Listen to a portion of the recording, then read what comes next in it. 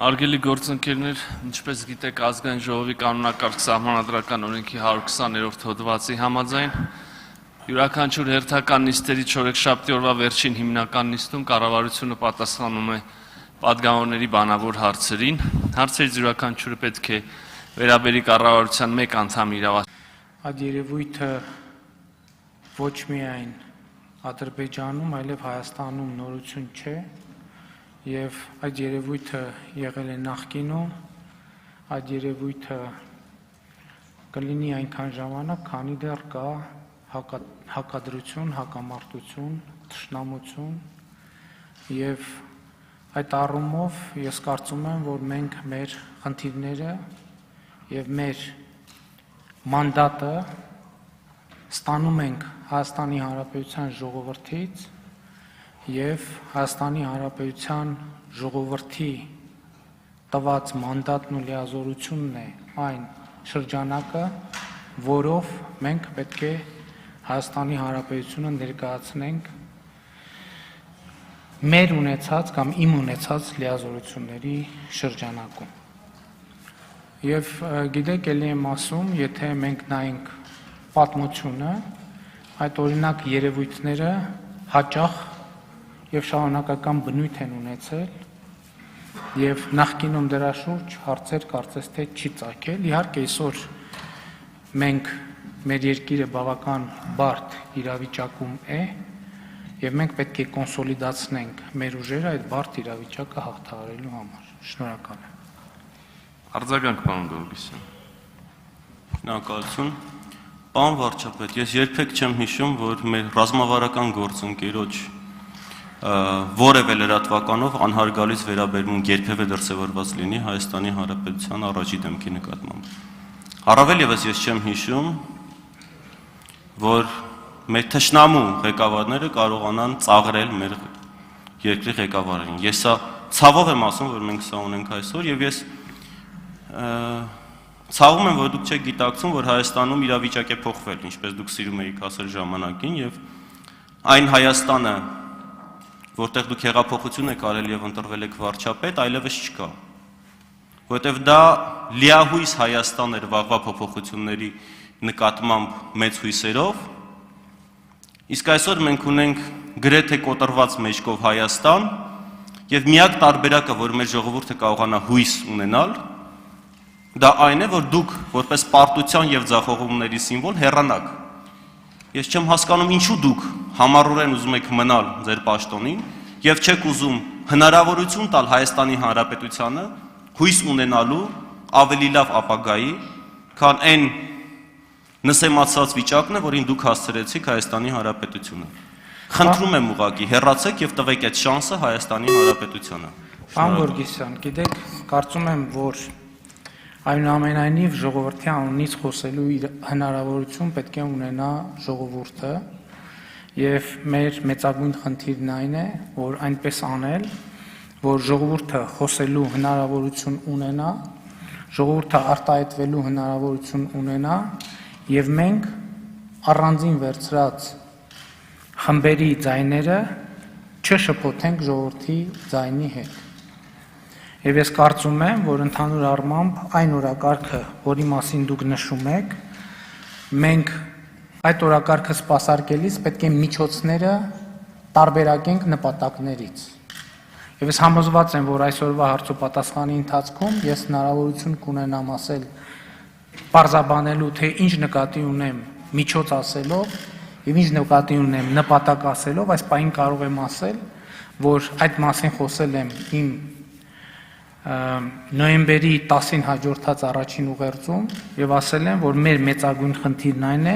որ Հայաստանում ժողովրդի իշխանությունը որևէ վերնագրի կամ որևէ վերնագրի ներքո կամ որևէ սոուսի մեջ վտանգի չի ենթարկվի։ Եվ այսօրվա իմ եւ մեր կառավարության ամենամեծ անելիքը համարում եմ դա։ Շնորհակալ եմ։ Արմեն Խաչատրյան։ Հարգելի կառավարություն, ուզում եմ, որ հանրությունը տեղեկանա, թե այս պահին ինչ գործընթացներ են իրականացվում Սյունիքի մարզում սահմանագծման աշխատանքներում, մասնավորապես տեղ համայնքի շրջանում, ինչպես նաև Գորիս-Կապան ճանապարհահատվածում եւ ինչպես է նախատեսվում եւ ինչ աշխատանքներ են իրականացվել այդ նոր սահմանները պաշտպանելու եւ անվտանգությունը ապահովելու ուղղությամբ։ Շնորհակալություն։ Հարցին կպատասխանի փոխվարչապետ Տիգրան Ավինյանը։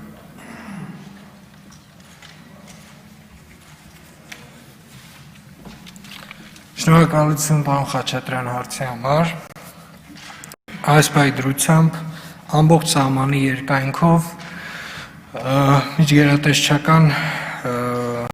խումբ է աշխատում արտաքին գործերի, այսինքն ամբողջ սահմանի երկայնքի վերաբերյալ իրավական փաստաթղթերն են նախապատրաստվում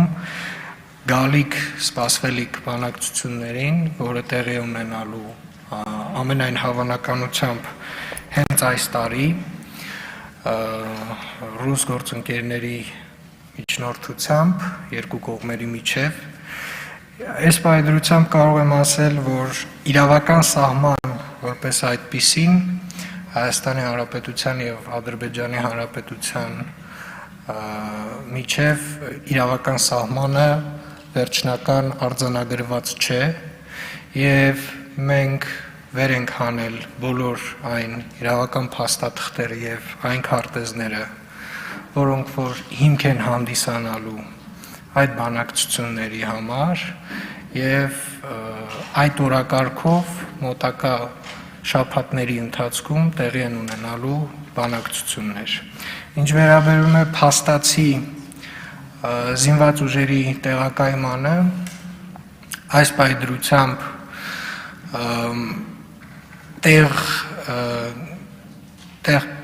տեղ գյուղից ներքևի հատվածում գտնվող տարբեր դիրքերում մենք ունենք զինված ուժերի ներկայացուցիչներ եւ նրանց վերջնական տեղակայումները եւ առհասարակ ամբողջ սահմանով վերջնական տեղակայումները տեղի են ունենալու պայմանավորվածությունների եւ բանակցությունների արդյունքում։ Արձագանք։ Շնորհակալություն պարոն Ավինյան, խնդրանքս, որ թեև հնարավոր է, որ ինչ-որ անվտանգության հետ կապված խնդիրներ լինեն եւ ռազմական գաղտնիքի տարեր պարունակեն, բայց այն մասով, որը որ հնարավոր է հրապարակել, աշխատանքները իրականացվող ավելի հաճախակի հրապարակենք եւ հանրությանը տեղյակ պահենք, որովհետեւ ամեն անգամ տարբեր աղբյուրներից տեղեկատվություններ են ստացվում, ինչը տարբեր խոչապային տրամադրություններ է առաջացնում այս աշխատանքների հետ կապված։ Շնորհակալություն։ Շնորհակալություն, հասկանալի է հնարավորինս պետք է փորձենք այնպես անել, որ միջգերատեսչական խմբի հարված աշխատանքը նույնպես տեսանելի լինի, բայց ես ուզում եմ հստակ վստահեցնել, որ Հայաստանի Հանրապետության սահմանից այս կողմ դեպի մեր կողմ որևէ բան զիջված չէ եւ զիջված չի կարող լինել։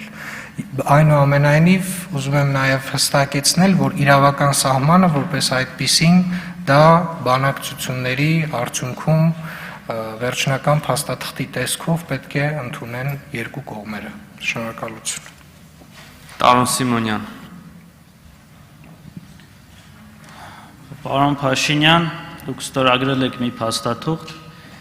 որը մի քանի դրվագով խախտում է միջազգային իրավունքը, չասեմ հայկական շահը, դա ակնհայտ է, որ հայկական շահը ոտնահարված է փաստաթղթում, բայց միջազգային իրավունքը մի քանի դրվագով խախտվել է եւ ավելին խախտվել է նաեւ Հայաստանի Հանրապետության սահմանադրությունը։ Սրան գումարած այդ փաստաթուղթը մեր օրենսդրությամբ սահմանված կարգով ուժի մեջ չի մտել, բայց դուք շարունակում եք գործադիր իշխանության մարմինների անմիջական ղեկավարությամբ իրագործել այդ փաստաթուղթը։ Ինչի չի մտել ուժի մեջ, որովհետև նմանատիպ փաստաթղթերը, որոնք հայցեր են լուծում, անպայմանորեն վավերացման են ենթարկա ազգային ժողովում եւ Սահմանադրական դատարանի եզրակայության առկայության դրական առկայության պարագայում։ Այս գործընթացները չեն անցել։ Ինչ իրավական հիմքով եք դուք շարունակում կիրառել այս փաստաթուղթը, եթե դա ուժի մեջ չի մտել, եւ արդյոք մենք հասկանում ենք, մենք նկատի ունեմ գործադիր իշխանությունը, որ դուք միջազգային իրավունքի խախտող փաստաթղթի տակ եք ստորագրել։ Ես կխնդրեմ, որ այս հարցին դուք պատասխանեք, որովհետև նաև հաջորդող հարցն է ձեզ վերաբերում։ Այս պարագայում, պարոն վարչապետ, արդյոք մենք հետագայում նման ստորագրություն դրած անձի կամ փաստաթղթի հետ կապված ինչ որ ապագա տեսնում ենք, որովհետև անձը քաղաքական է, կարող է թողնել եւ գնալ իր պաշտոնը, բայց փաստաթուղթը որպես այդպեսին իրավական եւ մնայուն է, եւ դա հետևանքներ է առաջացնում Հայաստանի Հանրապետության համար, անօրինական հետևանքներ։ Սրա հետ կապված ուզում եմ իմանամ, դուք սա կնքել եք սպառնալիքի տակ այլ տարբերակ չունենալով հանդերձ, դրա համար մենք այս վիճակում ենք ստիպված կիրառում ենք, թե սա կամքի դրսևորում է, որովհետև եթե կամքի դրսևորում է, օրենք եք խախտել, եթե սպառնալիքի դրսևորման տակ եք ստորագրել, մենք հետագայում ինչ-որ կերպ միջազգային իրավունք օգտագործելով կարող ենք դրա տակից գոնե դուրս գալ, բայց ձեր բացակայություն։ Հարցին կպատասխանի վարչապետ Նիկոլ Փաշինյանը։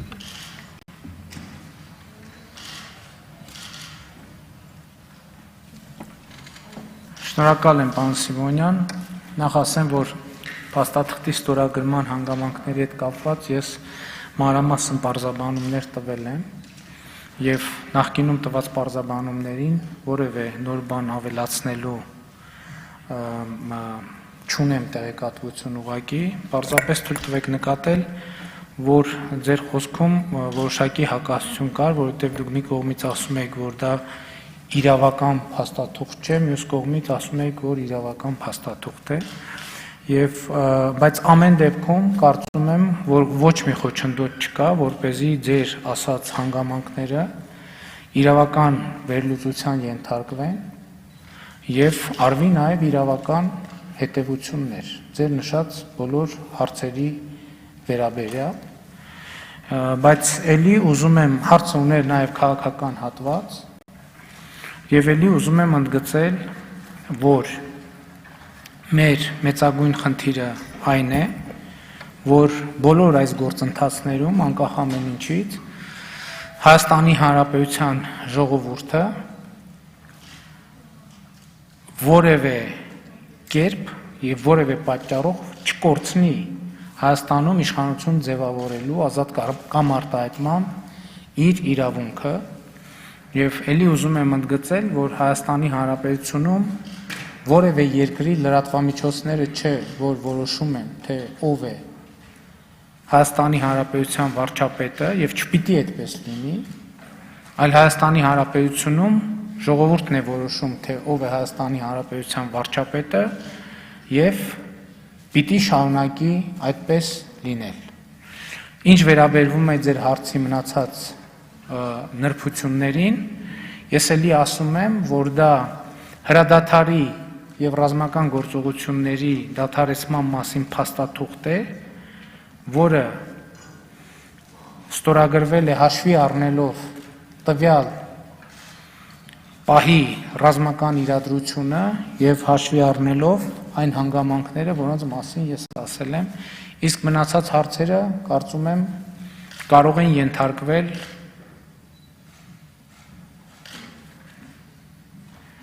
ամենատարբեր, այդ թվում եւ իրավական վերլուծության։ Արձագանք։ Պարոն վարչապետ, ըստ էության դուք իմ հարցին չպատասխանեցիք, բայց այդուհանդերձ ես հասկանում եմ, որ մի անգամ դուք ասեցիք իրավաբաններին հասկանալու համար 20 հոգու հետ պետք է խոսակ, որ նոր հասկանաք։ Ես հասկանում եմ, որ մասնագիտական է խոսքս, միգուցե դրա համար ամբողջությամբ չպատասխանեցիք հարցին։ Իրավական է բոլոր այն փաստաթղթերը, որոնք դուք ստորագրում եք որպես վարչապետ, բայց դրանք ուժի մեջ մտնելու գործընթացն է եւ կկիրառվեն այն ժամանակ, երբ որ ուժի մեջ են մտնում։ Եթե ուժի մեջ չմտած դուք կիրառում եք, դուք խախտում եք մեր սահմանադրությունը։ Սա էր իմ հարցը։ Բայց շարունակեմ մեկ այլ կարևոր խնդրին անդրադառնալ, սրան էլ անպայման պատասխանեք, խնդրում եմ, որը վերաբերում է ուրեմն Ադրբեջանի զինված ուժերի ներկայացուցիչների կողմից մեր ուրեմն խաղաղ բնակչությանը, քաղաքացիական բնակչությանը եւ ռազմագերիներին սպանելուն, դաժանաբար սպանելուն, մեր երկիրը որպես այդպեսին պետք է քրեական գործեր հարուցի այդ մարդկանց նկատմամբ, որը պետք է շարունակություն ունենա արտաքին գործերի նախարարության կողմից սանկցիաների կորզման տեսքով այլ երկրներից եւ այլ երկրներում նրանց քրեական հետապնդման ենթարկելու։ Ես, իմ ընկերները մեր շրջապատում տարբեր երկրներում նման գործընթացներ նախաձեռնել ենք։ Մեր ամբողջ պետական ապարատը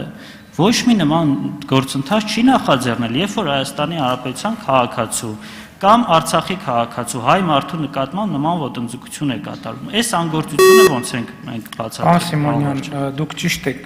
լիարժեք թե ինչ պետք է արվի, բայց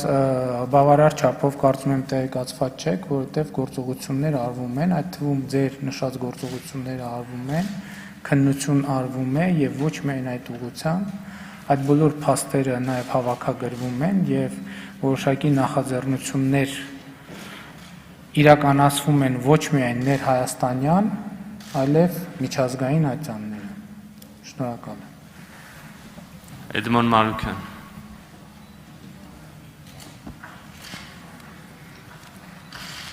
Շնորհակալություն։ Պարոն վարչապետ, ըստ էության պարոն Սիմոնյանի հարցին չպատասխանեցիք, շատ կարևոր հարց էր, բայց ես ուրիշ հարց եմ ուզում տալ։ Հիմա առաջի երկու հարցերինի պատասխան տեսնում ենք, որ դուք շարարկում եք ժողովուրդ, ասելով անդադ շարարկում եք ժողովրդի գործոնը։ Նման հայտարարություն ես հիշում եմ, երբ որ ասում էր 7%-անոց ուժը չի կարող ժողովրդի անունից խոսել, հիմա մոտավորապես նույն բանն եք ասում, բայց այստեղ ժողովրդի անունից խոսալու հարց չի, ուրեմն ձեր հրաժարականն է պահանջել ազգային ժողովի ընդդիմադիր երկու խմբակցությունները, ձեր հրաժարականն են պահանջել Հայաստանի Հանրապետության առաջին նախագահը, ձեր հրաժարականն է պահանջում երկրորդ նախագահը, ձեր հրաժարականն է պահանջում երրորդ նախագահը, ձեր հրաժարականն է պահանջում չորրորդ նախագահը, ձեր հրաժարականն է պահանջում ամենայն հայոց կաթողիկոսը, ձեր հրաժարականն է պահանջում Կիլիկիո թեմի կաթողիկոսը, ձեր հրաժարականն է պահանջում ամենակարևոր մարզերի, ամենակարևոր քաղաքների քաղաքապետերը, ավականիները, ձեր հրաժարականն են պահանջում դրանից զատ մեկ այլ քաղաքների մարզերի քաղաքապետեր, ձեր հրաժարականն է պահանջում Երևանի պետական համալսարանի գիտական մարմինը, ձեր հրաժարականը պահանջում են տարբեր արդեն հասարակական քաղաքական գործիչներ, քաղաքական ուժեր, քաղաքական միավորներ, չգիտեմ, մշակութային գործիչներ, մտավորականներ, այսինքն երբ որ մենք ասում ենք ժողովուրդ, որ ասում ենք ժողովուրդ, այդ մարդիկ ոչ մեկ այդ մարդկանցից ժողովրդին չի ներկայացնում, ժողովրդի ոչ մի սեգմենտ չի ներկայացնում, եւ այդքանից հետո դուք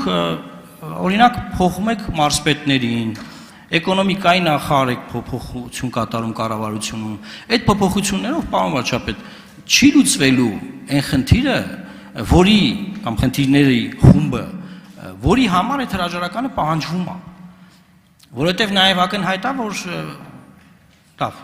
ռեպլիկով կասեմ մնացածը։ Արդյոք պատասխանի վարչապետ Նիկոլ Փաշինյանը։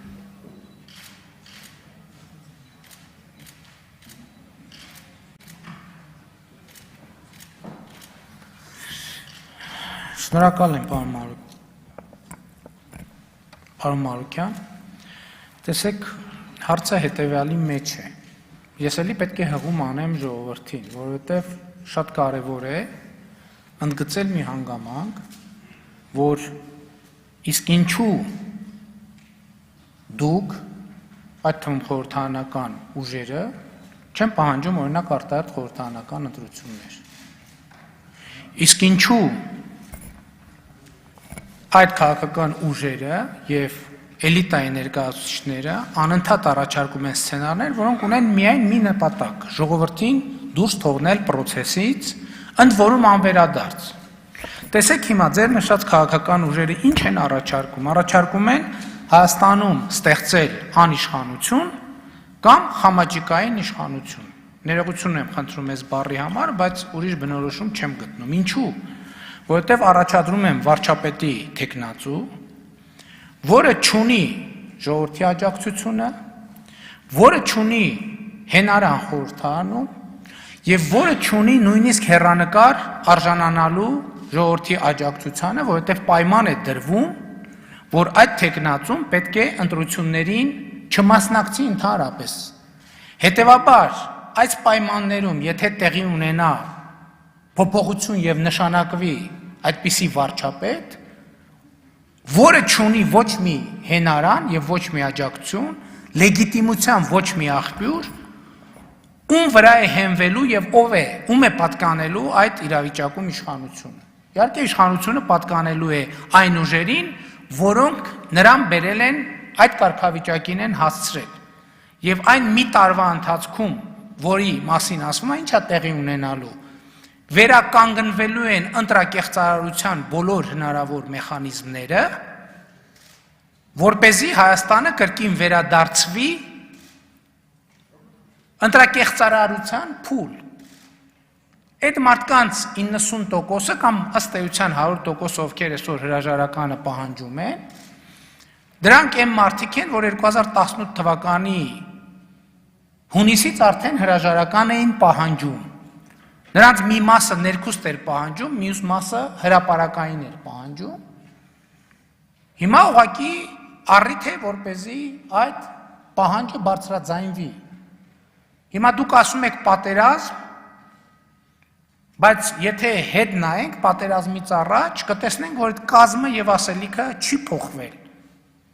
Բայց իմ հարցը հետեւյալն է. ինչու չեն պահանջում այդ թվում դուք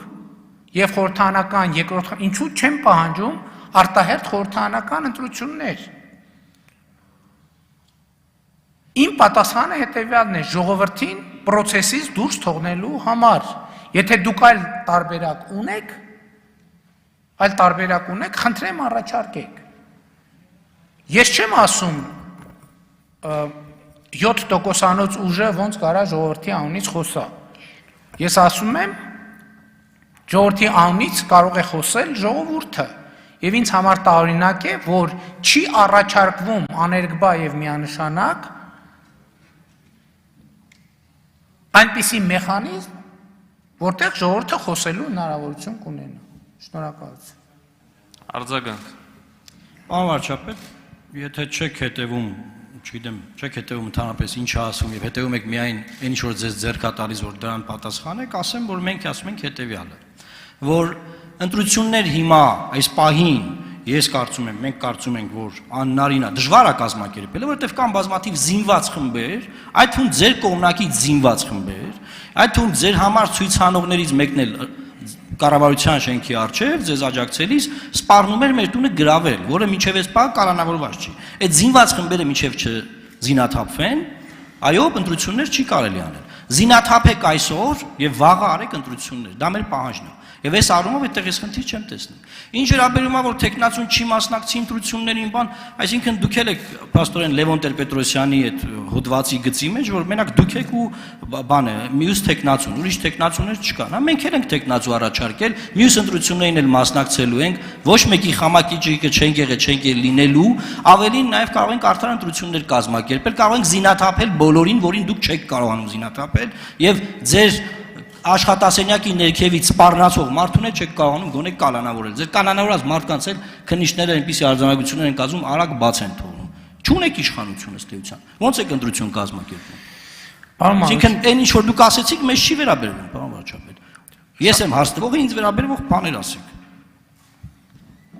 Պարոն Մարուքյան, դուք երկար ցանկ թվարկեցիք։ Երկար ցանկ։ Եթե դուք խոսեիք ձեր խմբակցության եւ ձեր դիրքորոշման մասին, ես կարծականքեի ձեր խմբակցության դիրքորոշման, բայց դուք շատ երկար ցանկ հրապարակեցիք, ես ներկայացրի այդ համատեքստում, երկրորդը մենք զինված կողմնակիցներ չունենք եւ ուզում եմ արձանագրել նաեւ, որ զինված խմբերը կզինաթափվեն եւ զինաթափվում են, արդեն իսկ այդպիսի մի քանի դեպքեր ունեցել ենք եւ ես դեռ իմ քիչ առաջ իշտակած ուղերձում հենց դա եմ ասել, որ եւ եթե ուշադիր դիտեք իմ կամ հետեւել եք իմ հրապարակած ճանապարհային քարտեզին, ըստ էության ճանապարհային քարտեզում նկարագրված է այն ճանապարհը, որով մենք պետքա գնանք, որովհետեւ ընտրություն օրինակ ընտրական օրենսգրքի շուրջ պետք է լինի որոշակի քննարկում համաձայնություն, թե չպետք է լինի։ Ետընտրական վեճերի լուծման մեխանիզմի շուրջ պետք է լինի որոշակի համաձայնություն, թե չպետք է լինի։ Եթե մենք կարծում ենք, որ այդ բոլոր հարցերը պիտի լուծվեն, բայց սկզբունքային հարցը հետևյալն է, պետք է ժողովուրդը խոսելու եւ իր ասելիքը ասելու հնարավորություն ունենա։ Եվ այդ տեսակետից ես կիսում եմ ձեր առաջարկած տրամաբանությունը եւ իմ վարչապետի կարգավիճակում ամենակարևոր գործերից մեկը առաջիկա համարում եմ այդ երաշխիքի պահպանումը, որովհետեւ մենք կազմակերպել ենք եւ ի վիճակի ենք կազմակերպել ազատ ընտրություններ։ Իսկ եթե այս ճանապարհային քարտեզի վերաբերյալ պարզվի, որ դուք տեսնում եք քննարկելու օրակարգ, մենք այդ օրակարգը ձեզ հետ հաճույքով կքննարկենք։ Շնորհակալ եմ։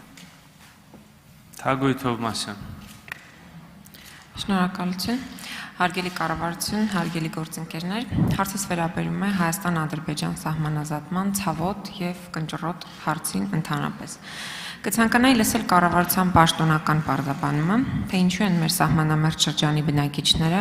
ադրբեջանական զինուժի հետ միայնակ մնացել սահմանազատման աշխատանքներում։ Ազերիներն են ժամանակ տալիս մարդկանց դատարկել իրենց տները Արցախում, նրանք իրենց ամենազոր GPS-ով որոշում են հայ-ադրբեջանական սահմանում որտեղ տեղակայվել։ Ինչու՞։ Եվ մասնավորապես, քանի դեռ հայ-ադրբեջանական պետական սահմանի խնդիրը վերջնականապես լուծված չէ, նոյեմբերի 26-ին ցավալի միջադեպ ունեցանք Գեղարքունիքի մարզի Սոտք համայնքում։ Ազերիները ներխուժեցին հանքի տարածք։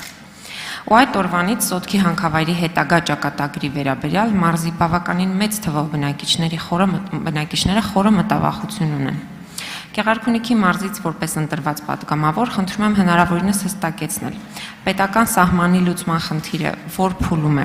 ինչ խոչընդոտներ ունենք, մոտավորապես երբ կկարողանանք պետական սահմանի խնդրի վերջնական լուծման հասնել, որպեսզի հստակեցնենք նաև հանքավայր ճակատագիրը։ Ընդգծեմ, որ 984 աշխատակից է Վարդենիսից ու հարակից համայնքներից աշխատում այնտեղ։ Իհարկե այս մասով նախորդ անգամ հարց բարձրացրեցի եւ ստացել եմ գրավոր պատասխան, համաձայն որի հանքը մասամբ է աշխատում, քանի որ պետական սահմանի հարցը դեռ լուծված չէ, բայց այդպես էլ չի հստակեցվում, երբ կլուծվի։ Եվ մի հավելում, այստեղ հնչեց, որ քննարկվում են եւ քարտեզների հետ աշխատանքներ են տարվում, արդյոք մինչեւ 1930 թվականի պատմական քարտեզները օգտագործվում են սահմանազատման որպես հիմք։ Շնորհակալություն։ Փոխվարչապետ Տիգրան Ավինյանը կպատասխանի հարցին։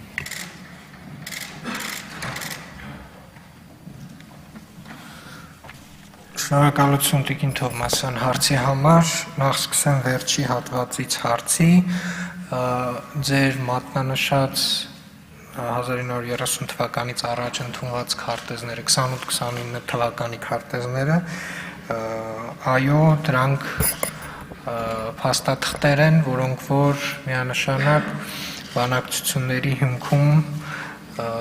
են դրվելու, որովհետև փաստացիորեն նաև այդ 28-29 թվականի քարտեզները այդ ժամանակվա երկու երկրների կողմից ընդունված իրավական փաստաթղթեր են, որը չի նշանակում, որ այլ փաստաթղթեր բանակցային փուլում չեն քննարկվելու։ Բանակցությունները ամենայն հավանականությամբ, ինչպես նշեցի, տեղի են ունենալու հենց այս տարվանից սկսած, հնարավորինս սեղմ ժամկետներում պետք է այս բանակցությունները տարվեն։ Սոտքի հանքի հետ կապված ուզում եմ նաև տեղեկացնել, որ այնտեղ որոշակի ճշգրտում է տեղի ունեցել եւ հանքավայրի տարածքի մի հատվածից համապատասխանաբար զինված ուժերը երկու կողմերի ավելի ճշգրիտ են դիրքավորվել եւ վարչական շենքը գտնվում է հայկական կողմում, հանքի շահագործման հետ կապված հարցերը նույնպես ունեն իրավական հիմնավորումներ եւ իրավական փաստաթղթեր եւ դրանք նույնպես այս նույն ֆորմատի բանակցային գործընթացի հարցեր են եւ կարծում եմ առաջիկայում այդ հարցերը քննարկվելու են։ Ինչ վերաբերում է մենակ թողնելու եւ սահմանազատման procesներին ուզում տեղեկացնել, որ զինված ուժերը եւ մեր ռուս գործընկերները բոլոր հատվածներում այդ գործընթացներին մասնակցում են եւ այո կան 1000 ու մի հարցեր ընթացս, որոնք որ առաջանում են, քանի որ իրավական, կրկնում եմ, իրավական սահման որպես այդպիսին ֆիքսված չէ, այդտեղ տեղի են ունենում երկու կողմում էլ հարցեր, որոնք որ ժամանակավոր այսպիսի լուծումներ են տրվում եւ այդ ժամանակավոր լուծումները պետքա հաստատվեն իրավական փաստաթղթերով, որոնք որ պետք է արդյունք լինեն բանակցությունների։ Արձագանք Տիկին Թովմասյան։ Շնորհակալություն պատասխանի համար, պարոն Նավինյան, ես նաև կուզենայի հետաքրքրվել այնի մահազանգի մասով, մասնավորապես, որ Սոտքի ոսկու հանքավայրում այսօր աշխատող 984 աշխատակիցներից ամենայն հավանականությամբ մյուս տարի առնվազն 6-700-ը կրճատվելու են,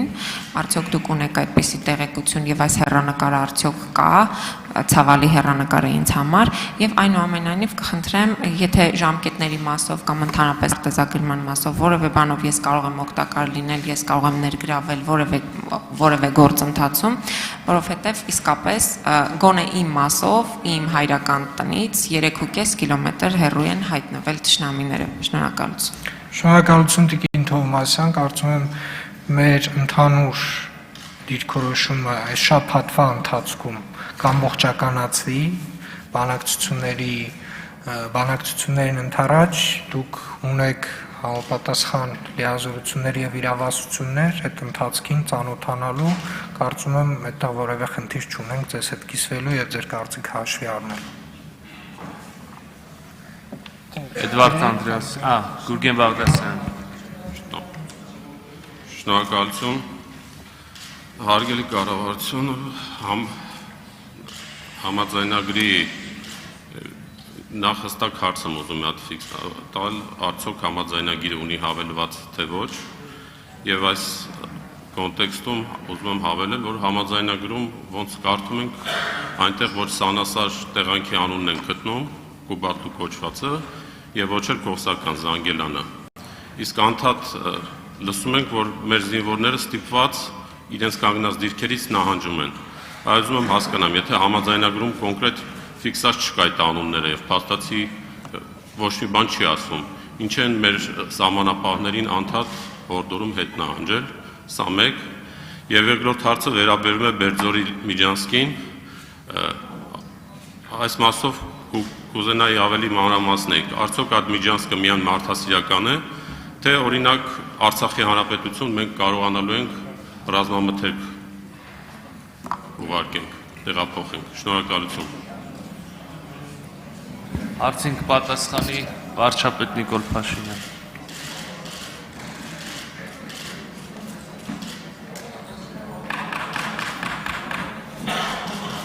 Շնորհակալ եմ հարգելի գործընկերներ, նախ ասեմ, որ ոչ մի հավելված գոյություն չունի, ինձ այսօր ասացին, որ այդպիսի լուրեր կան, թե գոյություն ունեն ինչ-որ հավելվածներ, ինչ-որ այլ բաներ։ Երկրորդը, ասեմ, փոխվարչապետը արդեն նշեց, որ պետք է այդ գոյություն ունենա, տեղի ունենա սահմանազատման գործընթաց։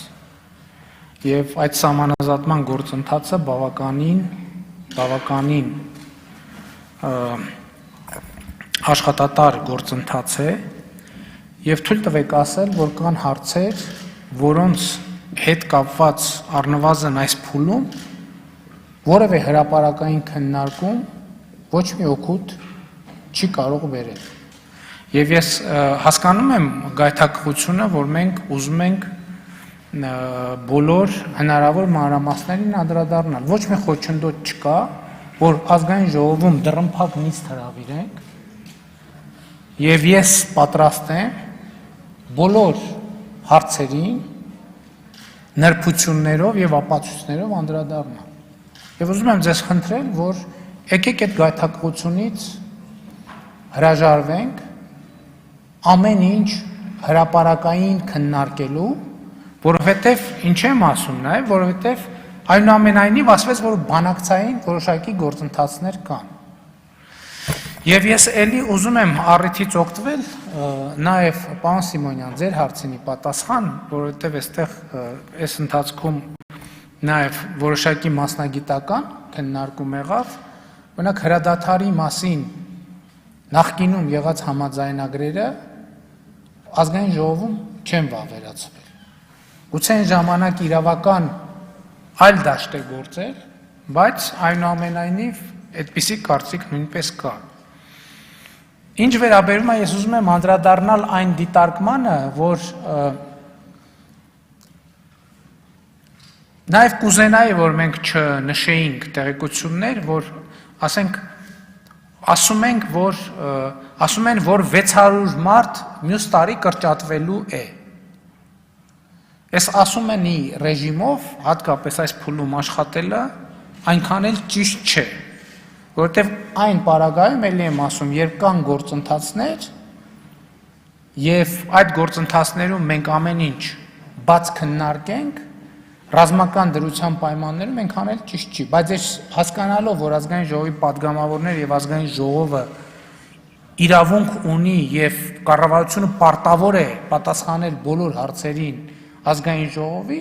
առաջարկում եմ այդպիսի ֆորմատ դրմփակ նիստ անենք, բոլոր հարցերին պատասխանենք, պայմանով, որ հետո կարող ենք պայմանավորվել, թե նիստից հետո ինչ, որ մասն ենք ինֆորմացիայի բաց արտահայտում եւ որ մասը բաց չենք արտահայտում։ Արձագանք։ Կներեք ձեր թույլտվությամբ ուղղակի այդ հարցերը, մի շարք հարցեր ուղղակի մի պնդեք եւ մենք հաջորդ փուլում քննարկենք։ Արձագանք։ Շնորհակալություն, պարոն վարչապետ, ամենևին խնդիրը կարծում գայթակղության մեջ չի, ուղղակի կապեր ունենք այն կողմը, նույն Սյունիքի մարզում եւ անդադ որ հենց սահմանապահներն են զանգում, մենք օգտագործում ենք մեր խողովակները։ Իսկ ինչ վերաբերում է փակ խորհրդակցությանը կամ քննարկմանը, միանշանակ կողմ եմ եւ այդ առումով մենք իմ կարծիքով խնդիր չունենք ու մի ամիս առաջ նույնիսկ դիմել ենք ինչքան հիշում եմ, այնպես որ կարող ենք նորից դիմել այդ հարցով։ Շնորհակալություն։ Գիտեք ինչ, խնդիրը այն է, որ այո, կան հարցեր, որոնք պետք է որոշակիացվեն։ Կան հարցեր, նրբություններ, որոնք պետք է որոշակիացվեն։ Եվ ձեր թույլտվությամբ այսքանը այլ ֆորմատներով ես պատրաստ եմ ցանկացած հարցի ուղիղ առանց որևէ բան պահելու բոլոր հարցերին պատասխանել։ Շնորհակալ եմ։ Սրփուի Գրիգորյան։ Շնորհակալություն, ես երկու հարց ունեի, մեկը Երևան կապան ավտոմայրուղու որոշակի հատվածներում մեր քաղաքացիների անվտանգությանն էր վերաբերում, բայց ինչպես հասկացա պարոն Ավինյանի պատասխանից, այստեղ դեռևս անորոշությունները շատ են, ինչպես շատ անորոշություններ կան։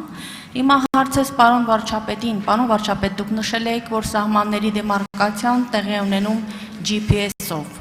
Սյունիքի զանգերի մուտքի մոտ անմիջապես մայրուղուն, եթե այնտեղով գնաք մեքենայով, որոշակի հատվածներում GPS-ը ցույց է տալիս Ադրբեջան։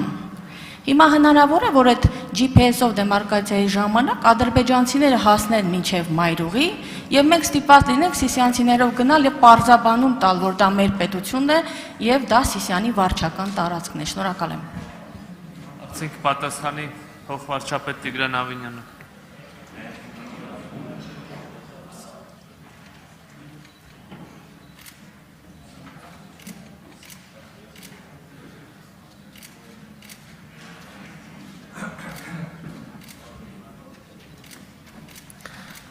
Տիկին Գրիգորյան,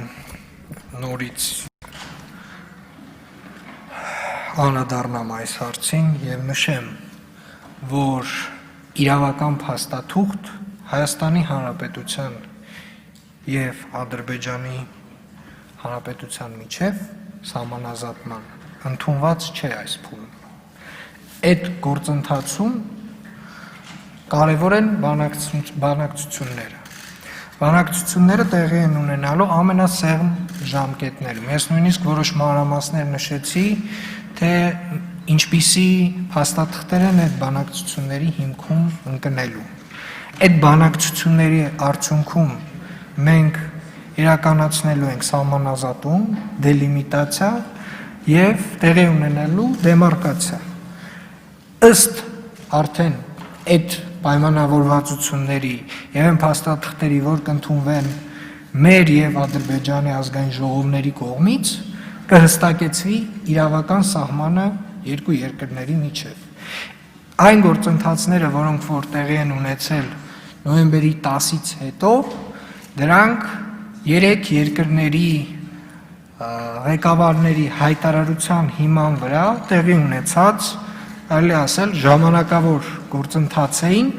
որոնք որ իրավական իրենց վերջնական տեսքը ստանալու են բանակցությունների արդյունքում իրականացված սահմանազատման փաստաթղթի տեքստում։ Շնորհակալություն։ Արձագանք Տիկին Գրիգորյան։ Ես ինչու խնդրեցի, որ պարոն վարչապետը պատասխանի, որտեղ ես մեջ բերեցի իր խոսքը, բայց մի հատ էսպիսի հարց նաև, այս պայմանավորվածությունների հիմքում ի՞նչն է դրվելու։ GPS-ը, սահման 90-ական թվականների Հայաստանի սահմանները, թե ընդհանրապես Հայաստանի Հանրապետությունում սահմանների մասին օրենքը։ Տիկին Գրիգորյան, ես հարցին նույնպես անդրադարձա, բավականին բարդ գործընթաց է դելիմիտացիա եւ դեմարկացիայի գործընթացը։ Տարիներով երկրները նույնպես մենք մեր հարևան երկրների հետ, Ադրբեջանը իր որոշ հարևան երկրների հետ մինչ այսօրը վերջնական այդ գործընթացը չի իրականացրել։ Հիմա մենք փաստաթղթերը, որոնք որ լինելու են հիմքում, ես նույնպես նշեցի, նրանք քարտեզներ են եւ փաստաթղթեր են, որոնք որ ընդունվել են 20-րդ դարաշրջին, եւ բայց չի նշանակում, որ այլ փաստաթղթեր չկան բանակցությունների սեղանին, եւ այդ հիմնավորումներով եւ այդ փաստաթղթերով եւ երկու կողմերը ամեն մեկը իր փաստարկներով պետք է հանդիպեն, քննարկեն եւ իրականացնեն սահմանազատման գործընթաց։ Հիմա ամբողջական փաստաթղթերի ցանկը, թե ինչ պետքա քննարկվի այդ բանակցությունների ընթացքում, ցավոք սրտի չեմ կարող ներկայացնել։ Շնորհակալություն հաջորդ հարցի համար Արմեն Եղիազարյան, համեցեք։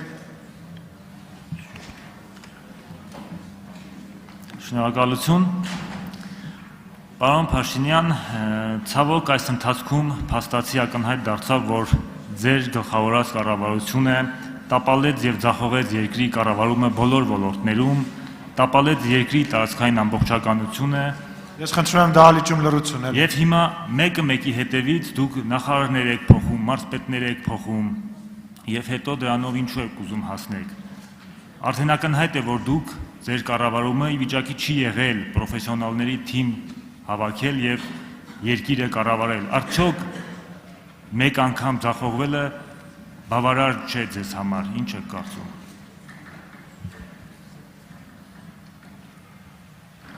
Հարցին կպատասխանի Հայաստանի Հանրապետության վարչապետ Նիկոլ Փաշինյանը։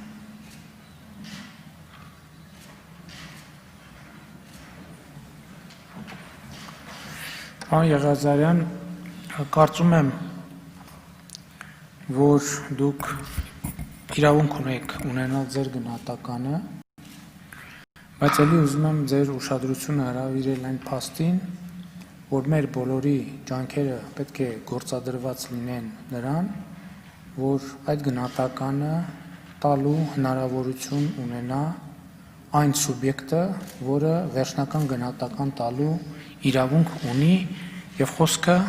Հայաստանի Հանրապետության ժողովրդի մասին է։ Ես կարծում եմ, որ մենք կունենանք այդ առիթը եւ ժողովուրդը հնարավորություն կունենա գնահատել եւ մեր գործունեությունը, եւ ձեր գործունեությունը, եւ մյուսների գործունեությունը։ Իսկ այս պահին կարող եմ ասել, որ Հայաստանի Հանրապետությունում կարծիք ունենալու ազատությունը երաշխավորված է, առավել եւս ազգային ժողովի падգամավորի, եւ դուք կարող եք բնականաբար արտահայտել ձեր կարծիքը եւ տեսակետը։ Արձագանք։ Պարոն Փաշինյան, դուք փաստացի ապացուցեցիք, որ ի վիճակի չէիք եւ ի վիճակի չեք երկիրը արդյունավետ կառավարելու, դուք պետք է օր առաջ հեռանաք եւ հնարավորություն տաք փրկել այն, ինչ դեռևս մնացել է մեր երկրից, եւ ուզում եմ հարցնել, ինչու չեք հեռանում։ Հեռացեք վերջապես եւ տվեք այդ շանսը, որպեսզի թեկուզ ժողովուրդը որոշի, թե ով պետք է կառավարի այս երկիրը եւ հանի այս ծայրահեղ ծանր վիճակից։ Նո գործնականում նախորդ Ձեր խմբակցության ներկայացուցիչների հնչեցրած նախորդ հարցերը այդ ծիրի մեջ էին, ես կարծում եմ, որ նույն հարցին տարբեր պատասխաններ չեմ կարող տալ եւ իմ պատասխանը նույնպես նույն ծիրի մեջ է, ինչ որ արդեն ասացի։ Շնորհակալություն։ Շնորհակալություն։ Նազելի Բաղդասարյան։ Ի հեճուկս ընդդիմության մեր գործընկերների ես կարծում եմ, որ եւ կառավարություն եւ ազգային ժողովը ի վիճակի է, կարող է եւ պարտավոր է հետպատերազմյան շրջանում ծառացած հարցերին լուծում տալ արագ եւ հարցս այդ տրամաբանության մեջ է։ Ուղղում եմ առողջապահության նախարար պարոն Թորոսյանին։ Պարոն Թորոսյան, պարզ է, որ հետպատերազմյան շրջանում մենք կունենանք որոշակի թվով հաշմանդամություն ունեցող անձեր, որոնց պետք են վերականգնողական առողջապահական գործընթացներ։ Ուզում եմ հասկանալ, թե ինչպիսին է նախարարության մոտեցումը այս հարցում, որովհետև այսօր քննարկում ենք 2021-ի պետական բյուջեն, եւ ես կարծում եմ, որ վերականգնողական բժշկության համար բավարար գումարներ չկան հատկացված։ Կուզենայի լսել ձեր արձագանքը։ Հարցին կպատասխանի առողջապահության նախարար Արսեն Թորոսյանը, պարոն Թորոսյան, համեցեք։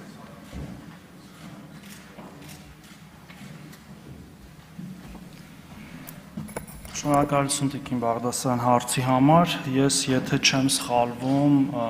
նման մի հարցի պատասխանեցի հենց նախորդ հարցու պատասխանի ժամանակ եւ այդ ժամանակից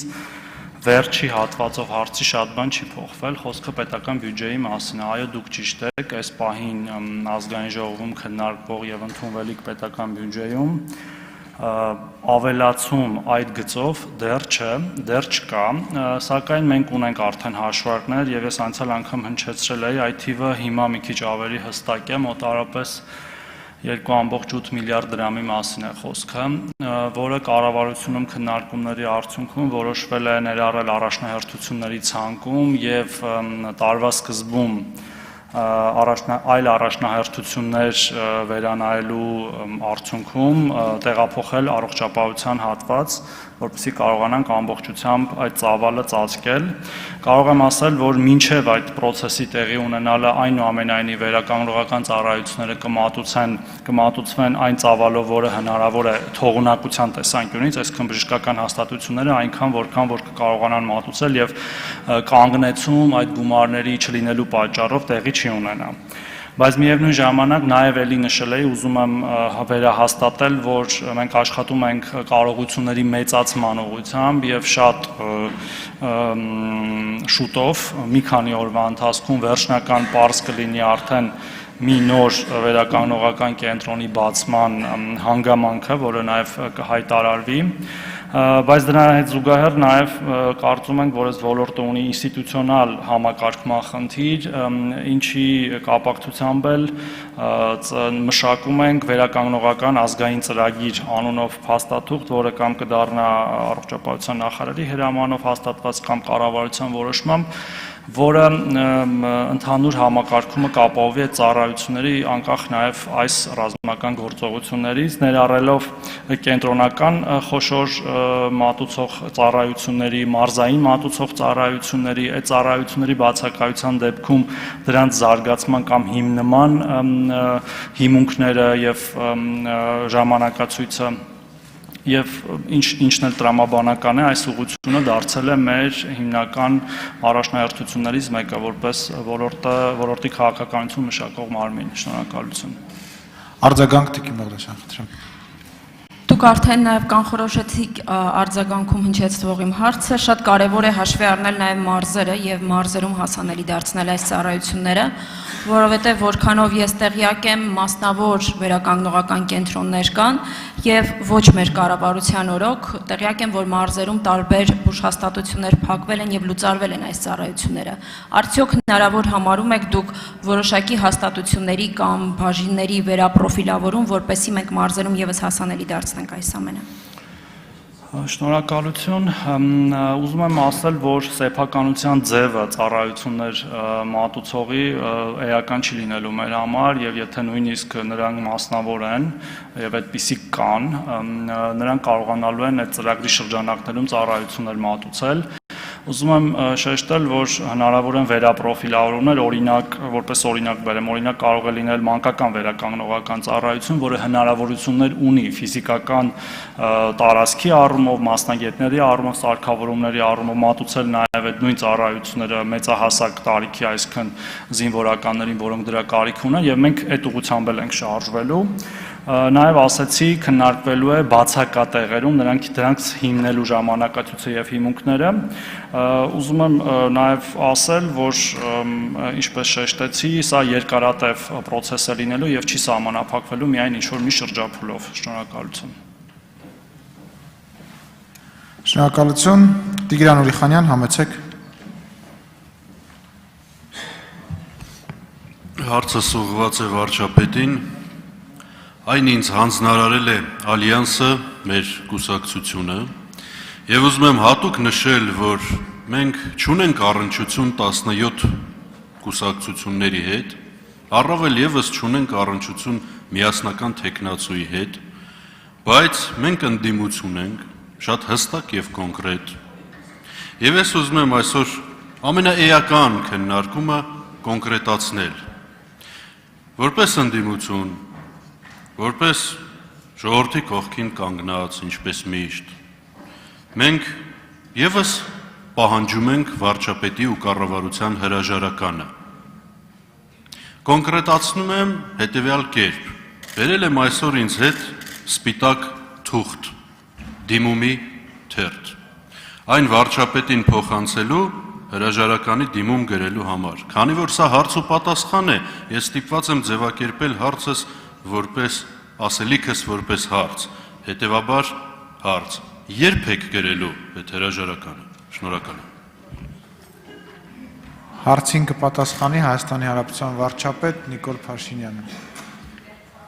Գրիչի մասով զգուշ եղեք, պարոն Ուրիխանյան։ Շնորհակալ եմ, պարոն Ուրիխանյան, հարցի համար։ Ես էլի ուզում եմ ձեզ եւ մեզ բոլորիս կոչ անել, որ մենք միջոցը չխառնենք նպատակին, որովհետև օրինակ հրաժարականը ոչ թե նպատակ է, այլ միջոց։ Եվ հետևաբար պետք է հասկանանք, թե ինչ նպատակ ունենք մեր առաջ եւ ինչ խնդիր ենք ուզում լուծել։ Ես ուզում եմ հստակ արձանագրել, որ հրաժարական տալու կամ չտալու միջոցով ունեմ այլոց շարքում մի շատ կարևոր խնդիր, որի մասին էլի պիտի ընդգծեմ, որ խոսել եմ ապրիլի 9-ին հաջորդած իմ առաջին ուղերձում, որտեղ ասել եմ, որ ներողություն, նոյեմբերին, որտեղ ասել եմ, թե ինչ խնդիրներ կան առաջիկայում լուծելու։ Հայաստանի ներքին կայունությունն ու անվտանգությունը ապահովելը, երկրորդը Հայաստանի եւ Արցախի շուրջ անվտանգություն ապահովելը եւ երրորդը երաշխավորելը, որ Հայաստանի Հանրապետությունում ժողովուրդը շարունակելու է մնալ իշխանության տեր։ Ես եթե նկատեցիք նախորդ հարցերի մի պատասխան, այդ գիծը նորից զարգացրի, որովհետև պահանջել հրաժարական կառավարության եւ վարչապետի, որին ընտրել է ժողովուրդը, կարելի է այդպիսի բան անել, թե չի կարելի։ Իհարկե կարելի է, բայց ես կարծում եմ, որ տարօրինակ է, որ այդպիսով ձևավորված կառավարության հրաժարականի կոնտեքստում քննարկվում է ոչ թե արտահերթ ընտրություններ անցկացնելու պահանջ, այլ քննարկվում է ժողովրդի տված իշխանությունը, կներեք, ժողովրդի հետ որևէ կապ չունեցող սուբյեկտների հանձնելու հարցը։ Բա այդ իշխանության տիրոջը մենք ինչ պատասխան ենք տալու։ Մենք պատասխան ունենք, մենք չենք իշխանության տերը։ Իշխանության տերը ժողովուրդն է եւ իմ խնդրանքն ու կոչն է, որ ձեր հարցի պատասխանը դիտարկեք այս համատեքստում եւ միջոցը չխառնենք նպատակի հետ։ Ես կարծում եմ, որ շատ պարզ եմ արտահայտվել եւ շարունակում եմ պարզ արտահայտվել այդ թեմայով եւ ելի ուզում եմ ասել նաեւ ձեզ, դուք որպես քաղաքական ուժ, խորհրդարանական ուժ չեք, բայց դուք ներկայացված եք խորհրդարանում եւ եթե այս հարցադրումը հետաքրքիր է, մենք պատրաստ ենք այդ հարցադրումը քննարկել խորհրդարանական ուժերի հետ։ Այն արձանագրումով, որ մենք այսօր հստակ արձանագրեցինք, որ այն ուժերը, ովքեր պահանջում են ըստ էության իրենց տալ իշխանությունը,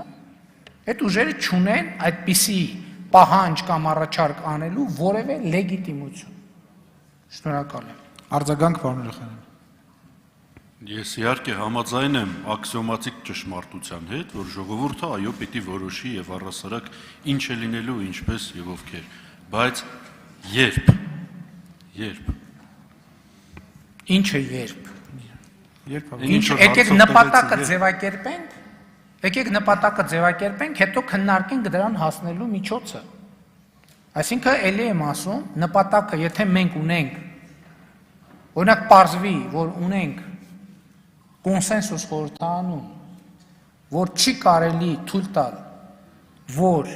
ժողովրդին պատկանող իշխանությունը հայտնվի ընտրակեղծարարների ձեռքում,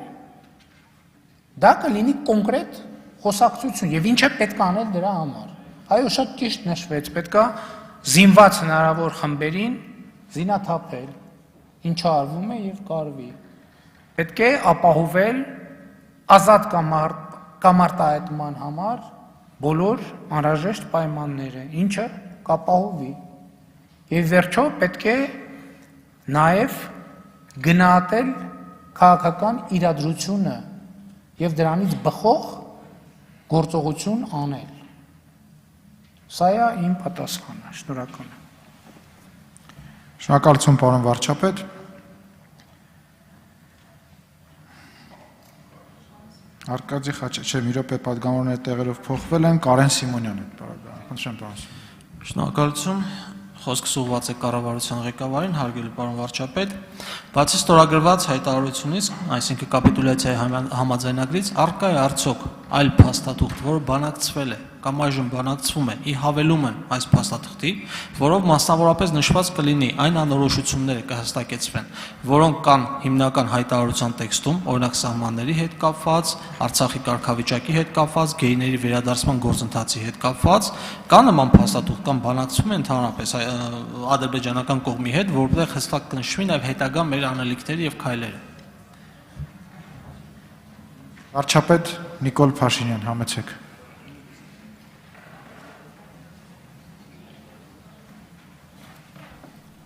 Ես էլի ուզում եմ կրկնել, որ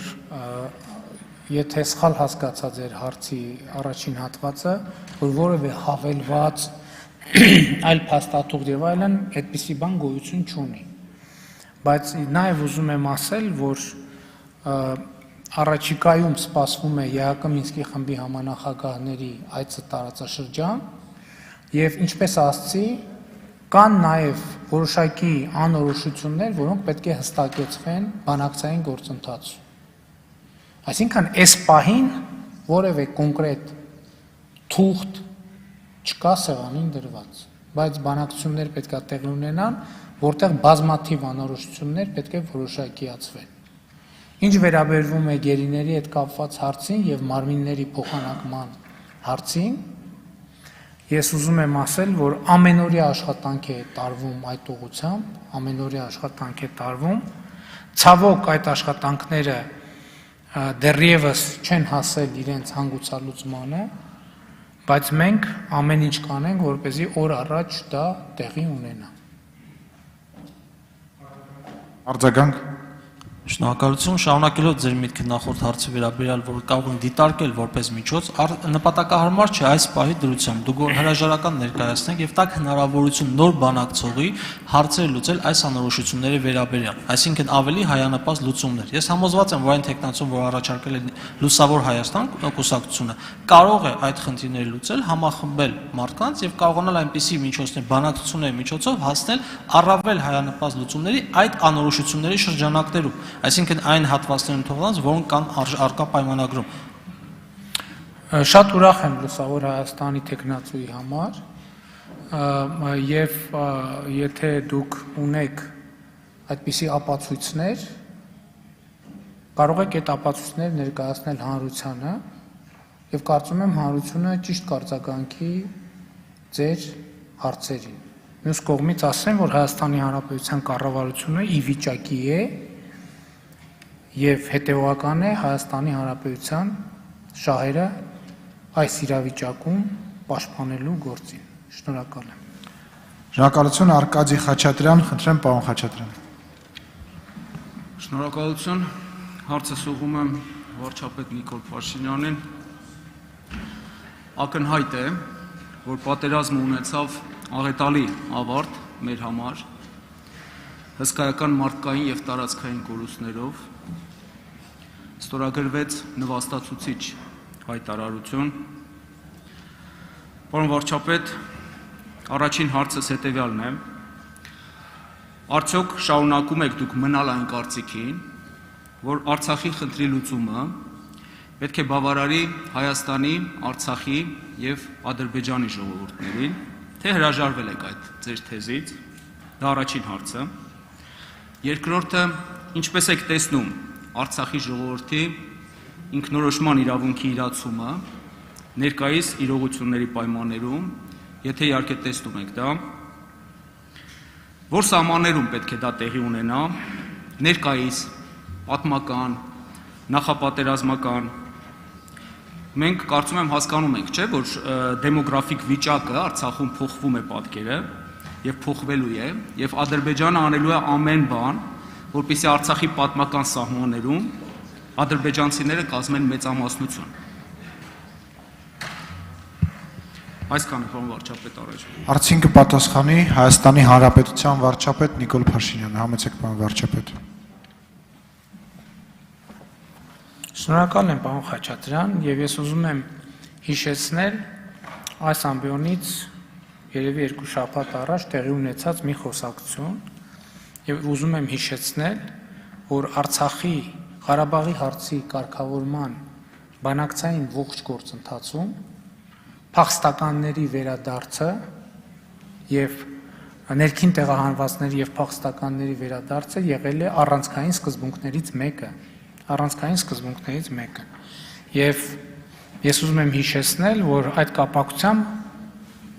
նաեւ հանրային, ոչ հանրային, բայց այս դահլիճից շուրջ բանավեճ ծավալվեց։ Եվ ուզում եմ ասել, որ այդ մարտահրավերները, որոնց մասին դուք նշում եք, այդ մարտահրավերները եղել են, կան, եւ այդ մարտահրավերներից գլոբալ առումով խուսափելու Հայաստանի Հանրապետությունը չի ունեցել երբեք չի ունեցել, սկսած 1995 թվականին ինստիտուցիոնալ բանակցային գործընթացը սկսելուց։ Ես այո շարունակում եմ մնալ այն կարծիքին, որ Ղարաբաղի հարցի լուծումը պետք է ընդունելի լինի Հայաստանի ժողովրդի համար, Արցախի ժողովրդի համար եւ Ադրբեջանի ժողովրդի համար։ Ինչ վերաբերվում է մնացած հարցերին, դրանք, ինչպես առիթ ունեցել եմ ասելու, դրանք բանակցային նրբություններ են, որոնք պետք է ճշգրտվեն հնդածած բանակցությունների։ Այդ թվում սահմանների ճշգրտումը, սահմանների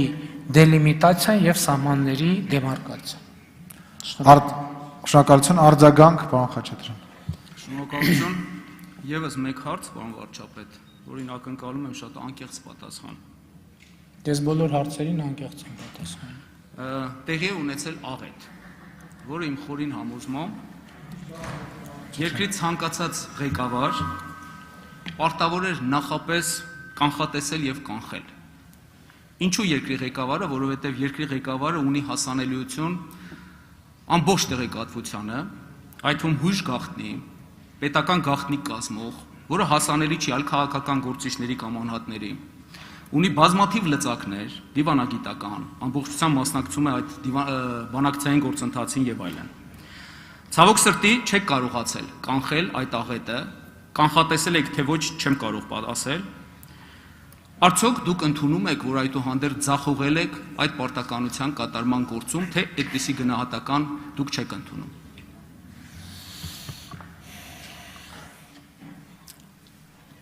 Այդ հարցին ըստ էության մի քանի անգամ առիթ ունեցել եմ անդրադառնալու եւ պետք է հաշվել եւ կշռել գինը, որով հնարավոր է դա անել։ Այդ գինը ցավոք սրտի ես շարունակում եմ մնալ այն կարծիքին, որ այդ գինը բանակցային ողջ գործընթացի ընթացքում ծանրացել է, մեծացել է եւ հասել է մի շատ մեծ եւ բարդ եւ անընդունելի չափերի։ Գիտեք ինչ, եթե ամեն ինչ այսպես է դասավորվել, ես չեմ կարող ասել, որ չէ, մենք ամեն ինչ կատարյալ եւ ճիշտ ենք արել։ Բայց ինձ զարմացնում է այն, որ Հայաստանում իշխանության եղած շատ ուժեր եւ մարդիկ պնդում են, որ իրենք ամեն ինչ ճիշտ են արել։ Եվ ես անդրադարձա, օրինակ մեզ ասում են, այ վերջին 2.5 տարվա ընթացքում ինչի բանակի համար էս չեք արել, էս չեք արել, էս չեք արել, էս չեք արել։ Եվ ես պատասխանեցի, որ մենք ինչ հասցրել ենք եւ կարողացել ենք վերջին 2.5 տարվա ընթացքում ձեռք ենք բերել բանակի համար։ Եվ հակադարձ հարցն եմ ես բարձրացնում, ասում եմ, իսկ ինչու մենք այն ինչ որ վերջին 2.5 տարվա ընթացքում ձեռք չենք բերել, ինչու դուք նախորդ 20 տարվա ընթացքում ձեռք չեք բերել։ Ինչու։ Ընդ որում այդ վերջին 2.5 տարվա ընթացքում մենք պետքա զինվորականների աշխատավարձը բարձրացնեինք, պետքա զինվորների սննդի հարցը լուծեինք, զինվորների կոշիկի եւ ներքնաշորի հարցը լուծեինք, արկերի սնարյադների հարցը լուծեինք եւ այդպես բազմաթիվ հարցեր լուծեինք։ Այո, լուծել ենք այնքան, ինչքան կարողացել ենք լուծել։ Բայց 2018 թվականի մեկը ինձ կարող է բացատրի, ինչու Հայաստանի Հանրապետությունում զինվորի սննդի հարց գոյություն ուներ։ Ինչու։ Ինչու այդ հարցը գոյություն ուներ։ Ինչու զինվորի վարտիքի հարց գոյություն ուներ։ Ինչու սովորական արկի հարց գոյություն ուներ։ Մեկ կարա բացատրի։ Բայց 30 տարվա ընթացքում ամենապրիմիտիվ հրանոթի արկի հարց ինչու գոյություն ուներ։ Այո, մենք ձախողել ենք, որ 2.5 տարվա ընթացքում չենք հասցրել անել այն, ինչ որ չի արվել վերջին 20 տարվա ընթացքում։ Այո։ Եվ մենք դրա համար, ես ասել եմ, մենք ոչ միայն պատրաստ ենք, բայց մենք պատրաստ ենք եւ կկանգնենք ժողովրդի դատի առաջ, ժողովրդի դատի առաջ։ Սա շատ կարեւոր է։ Որտեւ այո, ժողովուրդը պետք է եւ իրավունք ունի դատել։ Բայց ժողովուրդը իրավունք ունի դատել։ Եվ ժողովուրդը կդատի։ Եվ դատավճիռը մենք խոնարհ կընդունենք։ Շնորհակալ եմ։ Շնորհակալություն, Արման Բաբաջանյան, խնդրեմ։ Շնորհակալություն, պարոն վարչապետ, հարցս ուղղում եմ ձեզ։ Ես այստեղ հանդես եմ գալիս նաև որպես հանուն հանրապետության կուսակցության ղեկավար մարմնի ներկայացուցիչ եւ ի տարբերություն ձեզնից հրաժարական պահանջող ուժերի մենք պահանջում ենք արտահերթ ընտրություններ, որտեղ գտնում ենք, որ հրաժարականի ցանկացած դրսևորում հեղաշրջման փորձ է եւ այս խորհրդարանը չունի այն վստահությունը, այս պահին արդեն հավաքական ամբողջական իմաստով, որպեսզի լուծի այս ներքաղաքական ճգնաժամը այն պահանջների շրջանակում, որ դրվում են հրապարակում։ Ուստի ավելի շատ ցանկանում եմ, որպեսզի ձեր ջանքերը կենտրոնացնեք հենց արտահերթ ընտրությունների կազմակերպման, շուտապույտ կազմակերպման ուղղությամբ։ Եվ ես շատ մեծ հույս ունեի, որ մեր հոգևոր առաջնորդները փոխանակ հրաժարական պահանջելու իրենք ձեռնամուխ կլինեին հաշտության, համերաշխության այնպիսի մթնոլորտ ձևավորելու, նաև ձեր մասնակցությամբ, որպեսզի մենք կարողանայինք այդ արտահերթ ընտրությունները հնարավորինս արագ կազմակերպել եւ ճգնաժամը ստեղծված հաղթահարել։ Հարցս հետեւյալն է. հոկտեմբեր ամսին 2 անգամ դուք արտախորհրդարանական ուժերին հրավիրեցիք ձեզ մոտ եւ հնարավոր եղավ խոսել, շատ հարցերում չհամաձայնել, չեք կարծում, որ այստեղ եւս դուք պիտի նախաձեռնեք բոլոր շահագրգիռ կողմերի, այդ թվում խորհրդարանում եւ խորհրդարանից դուրս ձեր հրաժարականը պահանջող քաղաքական միավորների հետ խոսելու եւ հաշտության, համերաշխության միջավայրը, մթնոլորտը ձևավորելու համար, որովհետեւ դուք հասկանում եք, որ հրապարակում կան ուժեր, որոնք կարող են գնալ այնպիսի ծայրահեղ քայլերի եւ իրերը այնպիսի ընթացք կարող են ստանալ, որ դրանից հետո շատ ավելի դժվար լինի այս հանգիստ պայմանների բացակայության դեպքում իսկապես գտնել արդյունավետ միջոց առանց մեծ ցնցումների եւ մեծ կորուստների։ Հարցին կպատասխանի Հայաստանի Հանրապետության վարչապետ Նիկոլ Փաշինյանը։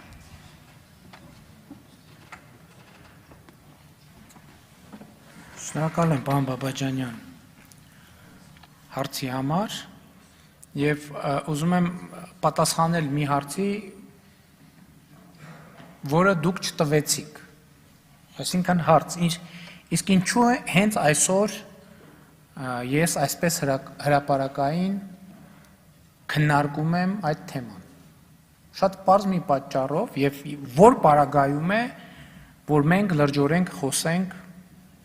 արտահերթ խորհրդարանական ընտրությունների մասին։ Երբ որ պարզվի եւ արձանագրվի, որ հարկադրելու ռեսուրս Հայաստանի կառավարությանը, ժողովրդի կողմից ընտրված կառավարությանը, ուղղակի գոյություն չունի, որևէ քաղաքական ուժ, խումբ, խմբակ չի կարող Հայաստանի ժողովրդին եւ ժողովրդի կողմից ընտրված կառավարությանը հարկադրել։ Հիմա արդեն դա ըստ էության ակնհայտ է։ Եվ ես ելի եմ ասում, ժողովրդի իշխանությունը պետք է պահպանվի եւ պաշտպանվի, իշխանություն ձևավորելու ժողովրդի իրավունքը։ Ինչ վերաբերվում է խոսելուն, դուք չեք գտնի մի այնպիսի դեպք, երբ որ մեզ հետ խոսելու ցանկություն է եղել, եւ մենք չենք խոսել։ Շատ լավ, բայց ես ասում եմ հետեւյալը.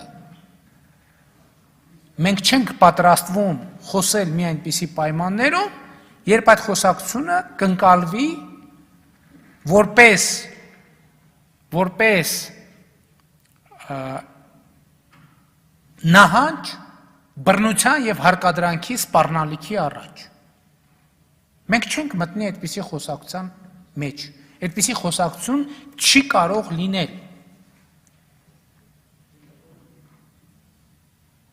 Իսկ խոսակցություն, երկխոսություն, այդ թվում ձեր ասած հարցերի շուրջ իհարկե հնարավոր է, եւ ես ինչպես պարոն Ուրիխանյանի հարցինի պատասխան ասցի, ինչպես պարոն Մարուկյանի հարցինի պատասխան ասցի, ձեր հարցինի պատասխանել, այո դուք խորհրդարանական ուժ չեք, բայց քաղաքական ուժի ներկայացուցիչ եք, որը ազգային ժողովի պատգամավոր է։ Եվ ես ասում եմ հետեւյալը, եթե խոսքը նրա մասին է, որ մենք երեք հարցերի շուրջ ունենք կոնսենսուս, առաջինը Հայաստանի ներքին եւ արտաքին կայունության եւ անվտանգության ապահովություն, Արցախի ներքին եւ արտաքին կայունության եւ անվտանգության ապահովություն եւ ժողովրդի իշխանության երաշխավորում, որտեղ որոշումը հետագա կայացնելու է ժողովուրդը։ Դա օրակարգ է, որը մենք պատրաստ ենք քննարկել, բայց պայմանով որևէ մեկը հարկադրանքի, սպառնալիքի, բռնության լեզվով չպիտի խոսի։ Մենք էլ պիտի չխոսենք։ Շատ լավ, մենք էլ չենք խոսում։ Կառավարությունն էլ չի խոսում եւ չպիտի խոսի բռնության եւ սպառնալիքի լեզվով, բայց կառավարության հետ էլ պիտի չխոսեն բռնության եւ սպառնալիքի լեզվով։ Արձագանք, պարոն Բաբաջանյան։ Եթե այս խոսակցությունը պարզվի, որ մենք ընդհանուր ընկալում ունենք, մենք պատրաստ ենք քննարկել եւ ձեզ հետ, պատրաստ ենք քննարկել եւ Լուսավոր Հայաստանի հետ, պատրաստ ենք քննարկել եւ Ալյանսի հետ, պատրաստ ենք քննարկել եւ Բարգավաճ Հայաստանի հետ, բայց ասում եմ, մենք պետք է ընդհանուր այդ ըմբռնումը ունենանք։ Մենք պետք է պայմանավորվենք։ Այսինքն նախ մենք պետք է հրաժարվենք բռնության խոսույթից, սպառնալիքի խոսույթից։ Ես նկատի ունեմ, դա չի նշանակում, որ հետագա քաղաքական պայքարի մեջ մենք չենք կարող սուր քննադատության ենթարկել եւ այլն եւ այլն եւ այլն։ Ես գիտեք, ինձ ռետորիկան ուրիշ բան է, բայց լինում է, որ հնչում են երբեմն նախադասություններ եւ այլն, որոնք կարող են նաեւ այս գծից ինչ որ չափով շեղվել։ Խոսքը իրական մտադրությունների եւ գործելակերպի մասին։ Եվ ոչ մի խնդիր չեմ տեսնում նաեւ նրանում, որ մեր եկեղեցու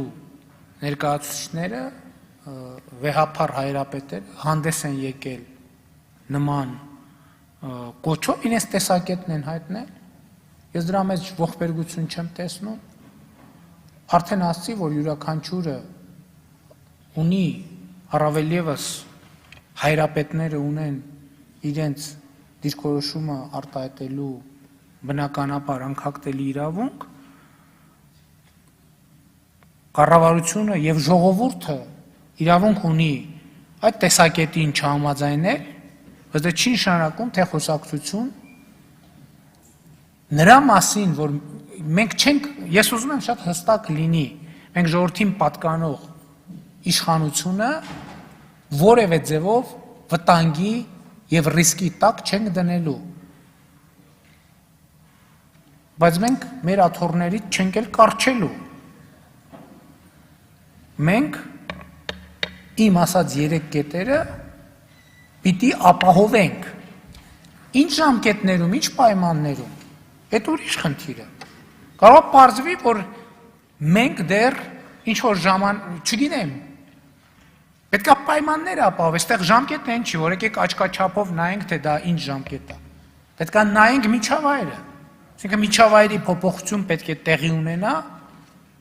համաձայնություն պետք է տեղի ունենա եւ այդ ֆոնին պետք է տեղի ունենա ժողովրդի իշխանության վերահաստատում։ Այ միջալոց ասեմ, ինչու շատ ուժեր, էլի ասեմ, չեն պահանջում արտահերթ խորհրդարանական ընտրություններ, որտեղ նրանք հասկանում են, որ ուղղակի շեմը չեն հաղթահարի, շեմը չեն հաղթահարի, ոչ թե չեն հաղթի, այլ շեմը չեն հաղթահարի, որտեղ գիտեք ինչ, շատ լավ, 1000 հոգով կարելի է ճանապարհ փակել, բայց 1000 հոգով հնարավոր չէ դառնալ խորհրդարանական ուժ, 1000 հոգով հնարավոր է խորհրդարանը գրավել, 1000 հոգով կարելի է մահափորձ անել ազգային ժողովի նախագահի դեմ, վարչապետի դեմ, պատգամավորի դեմ, նույնիսկ 5 հոգով կարելի է մահափորձ անել։ Մենք ուրիշ բան ենք ասում ենք, որ թույլ չենք տալու, որ ժողովրդին պատկանող իշխանության նկատմամբ լինի ոտնձգություն, ոչ թե մեր իշխանության, ոչ թե մեր պաշտոնների, ոչ թե մեր կարգավիճակի, այլ ժողովրդին պատկանող իշխանության։ Շատերը ասում են, որ վարչապետին ինձ պետքա դատել։ Շատերը ասում են, որ վարչապետին պետքա կախաղան հանել։ Շատ լավ։ Դա նման որոշում կարող է կայացնել ժողովուրդը, որևէ որոշում կարող է կայացնել ժողովուրդը։ Համաձայն եք, որ մենք երաշխավոր ենք,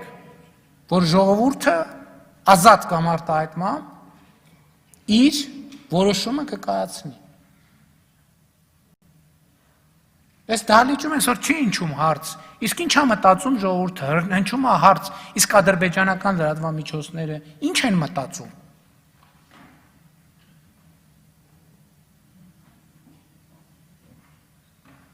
Այս դահլիճում չի հնչում հարց, բա մեր ռազմագերիների հարցը ո՞նց է լուծվելու։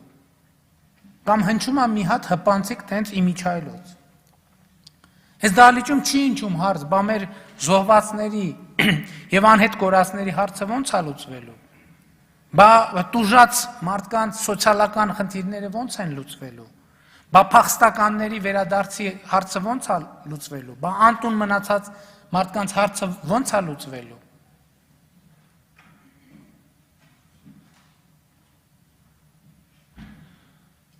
Նրանց ընտանիքների սոցիալական երաշխիքի հարցը ո՞նց է լուծվելու։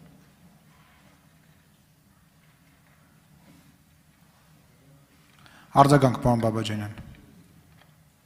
Պարոն վարչապետ, կարևոր արձանագրում անենք։ Ըստ էության դուք հիմա երկխոսելու հրավեր եք ուղղում, հիմա փողոցում մարդիկ են կանգնած, վանկարկումներ են անում, եւ սա շատ կարևոր է, որպեսզի հիմա դուք վերահաստատեք, որ դուք պատրաստ եք այն միջավայրը ձևավորելու համար, որի մասին հիմա խոսեցիք, խոսել, երկխոսել մարդկանց հետ, քաղաքական ուժերի հետ, ձեզնից հրաժարական պահանջող քաղաքական միավորների հետ եւ այդպես կարողանանք առաջ շարժվել։ Ես ուզում եմ ասել հետեւյալը։ Հրաժարական պահանջել կարող է յուրաքանչյուրը, բայց այդ հրաժարականի պահանջը կարող է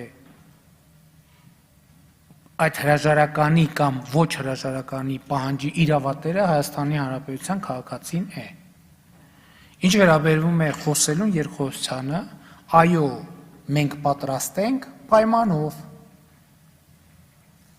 որ այդ երկխոսության եւ խոսակցության մեջ պիտի բացառվի որևէ իրավիճակ, որ որևէ մեկը կարող է մեկնաբանել, որ կառավարությունը ժողովրդի ընտրած հարկադրանքի կամ սպառնալիքի ներքո գնաց խոսակցության։ Ես ասում եմ, որ հարկադրանքի եւ սպառնալիքի ներքո չի լինելու ոչ մի խոսակցություն։ Ուղղակի բացառվում է որևէ խոսակցություն։ Նրանք, ովքեր ես չեմ ասում, մենք չենք ասի, վայ 15 օր առաջ սենց բան եք ասել։ Ես ասում եմ, դուք հիմա կոնկրետ ասում եք, պատրաստ ենք ձեզ հետ խոսել։ Այո, պատրաստ ենք ձեզ հետ խոսել։ Ինչու՞, որովհետև դուք չեք սպառնում։ Դուք չեք ասում, այ եթե հիմա դու սենց չանես, մենք բան կանենք։ Չգիտեմ, ինչ որ սպառնալիք, չեք ասում։ Ով որ չի ասում այդպիսի բան, բնականաբար, դա նույնիսկ մեր պարտականությունն է խոսել։ Նույնիսկ մեր պարտականությունն է։ Բայց մենք չենք խոսի որևէ պարագայում, որևէ մեկի հետ, եթե որևէ մեկը ասել այդ տեսակ վախեցրինք խոսած, մեզ վախեցնել հնարավոր չէ։ Հնարավոր չէ։ Խորհուրդ չեմ տալիս որևէ մեկին մեզ վախեցնել։ Որովհետև հիմա տեսեք, այդ դուք լավ 1, 2, 3, 4 ասում են, որ այսինչ մարդիկ հրաժարական են պահանջում, բայց այդ ոնց այդ մարդկանց պահանջած հրաժարականը տեսնում եք, բայց չեք տեսնում, որ հիմա էլ այդ մարդկանց հրաժարականն են պահանջում, իրենց ընտրած մարդիկ ասում են, այդ ոնց եք մեր անունից տենց բան ասում։ Բայց դա չի նկա։ Այսինքն հասկանում եք, անդադ ժողովրդին չնկատենք անընդհատ։ Ինչ որ մի հատ պսևդոէլիտար բան կա, ասենք հա բոլորը ով ասես հնարավոր է, ով ասես չէ, շատ մեծ թվով մարդիկ հրաժարականը պահանջել են։ Ինչու է հրաժարականը մինչև հիմա տեղի չի ունեցել։ Մի պարզ պատճառով։ Որովհետև այդ պահանջի իրավատերը Հայաստանի Հանրապետության քաղաքացին իրանց կարող է քաղաքացին առանձին ինքը իր անունից որպես սուբյեկտ նույն պահանջը ձևակերպի, բայց դա կլինի իր պահանջը, դա չի լինի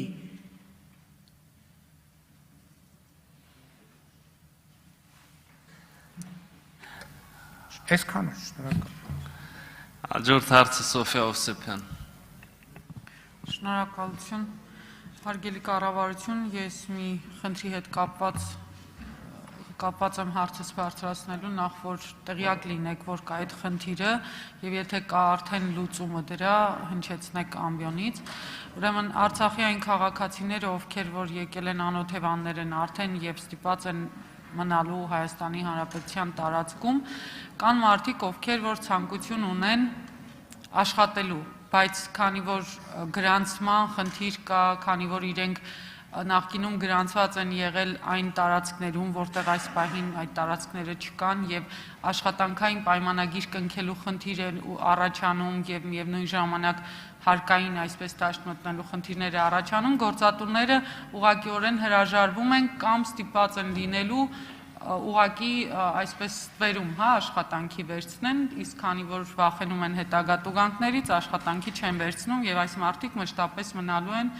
զուտ կարիքի մեջ եւ ակնկալելով, որ պետությունը օգնի։ Արդյոք կա որոշակի քայլեր արված այս առումով եւ եթե կա, ապա տեղեկացնեք, եթե չէ, ինչ է պլանավորվում, արդյոք խնդիրը ձեզ էլ է հասել եւ ինչ որ բան կարող եք առաջարկել։ Շնորհակալություն։ Աշխատանքի եւ սոցիալական հարցերի նախարար Մեսրոպ Առաքելյանը կպատասխանի ձեր հարցին։ Շնորհակալություն հարցի համար, Տիկին Օվսեփյան։ Արցախի այն հայրենակիցները, ովքեր այս բան իրենց կեցությունը անցկացնում են Հայաստանում, կառավարությունը, ինչպես տեղյակ եք, արդեն գործող մի քանի ծրագրեր ունի, մասնավորապես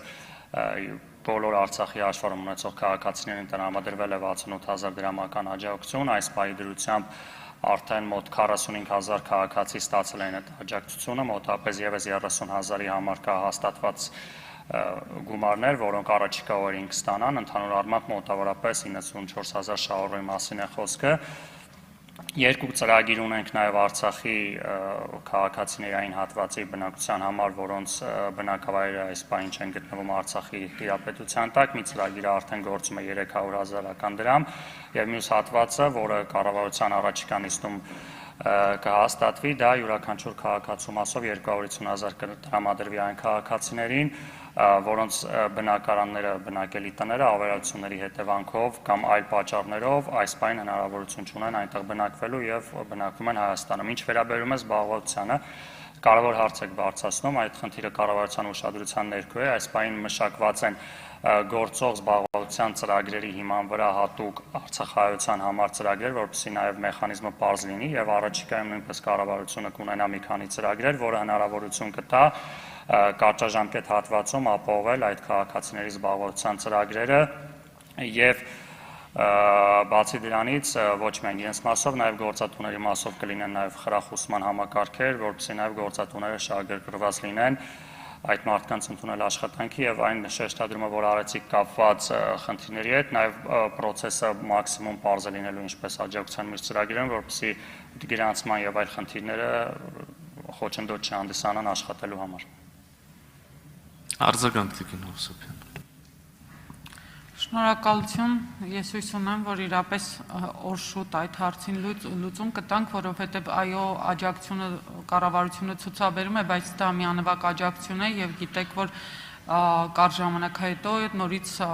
բնակիչները հայտնվելու են կարիքի մեջ եւ դրա համար նախ որպեսզի մենք չունենանք արդեն 88 թվականից հետոյի այն խնդիրը, որը որ ունեցանք Շիրակի եւ Լոռվա մարզերում, այսինքն մարդկանց աջակցություն ցուցաբերելով անաշխատունակության վերածենք եւ երկրորդը խուսափենք նմանատիպ խնդիրներից եւ երկրորդը որպեսզի այդ մարդկանց կարողությունները օգտագործենք առավելագույնը։ Շատերը օրինակ դպրոցում են աշխատել եւ այսօր իրենք այստեղ են եւ հավատացեք, եթե անգամ կա տեղ, որտեղ կարող են օրինակ ուսուցիչ գնան մրցույթի մասնակցեն եւ աշխատեն, բայց գրանցման խնդիրների հետ կապված հարցի պատճառով իրենց ուղղակի այդ հնարավորությունից զրկված են։ Եվ մի շարք այլ տեղերից գործատուներ դիմել են։ Այո, խրախուսել հնարավոր է եւ կընդունեմ, բայց այդ փաստաթղթային հարցերի լուծումները պետք է հնարավոր գտնենք։ Շնորհակալություն։ Այդ մեխանիզմը կառավարության առաջնահերթությունների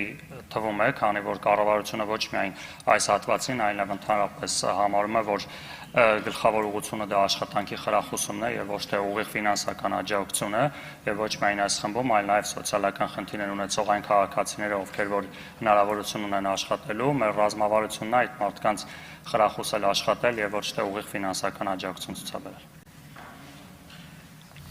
Աննա Կոստանյան։ Շնորհակալություն։ Պարոն Փաշինյան, պատերազմում պարտված եւ կապիտուլյացիոն փաստաթուղթ ստորագրած վարչապետ եք, ով փաստացի դարձել է ձախողման, թուլության եւ նվաստացման խորհրդանիշ։ Եվ սա այլևս հանրության ձեր կողմից շեշտադրվող ժողովրդի միստվար զանգվածի կարծիքը եւ համոզմունքն է։ Դուք զոհերի մեծ քանակով արդարացրել եք հողերի հանձնումը, հիմնավորել պարտությունը,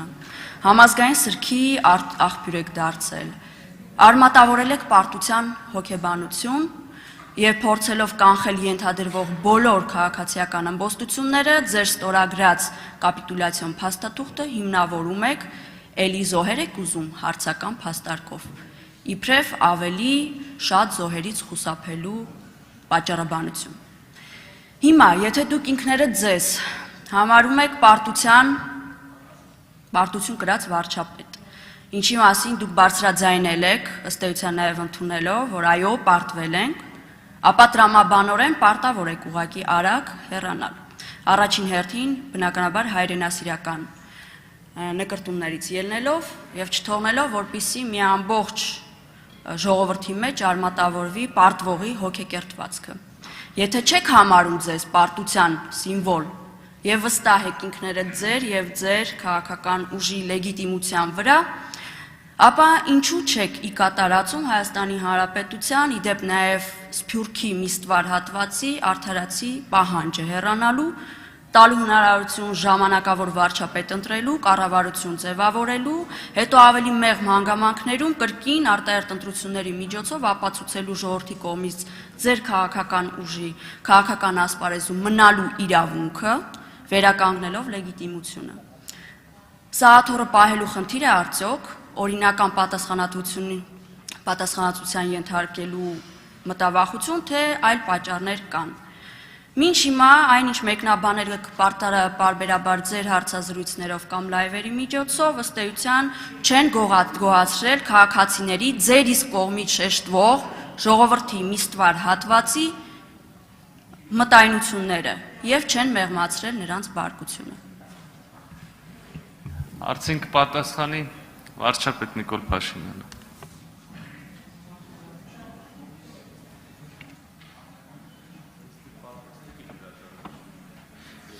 Շնորհակալ եմ հարցի համար, օրինակ շատերը համարում են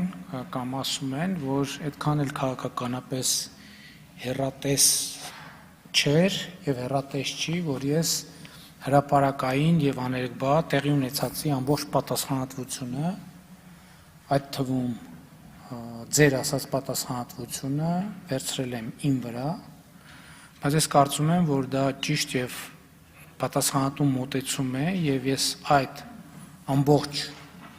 պատասխանատվությունը վերցրել եմ ինձ վրա, որպեսզի Հայաստանի Հանրապետության քաղաքացին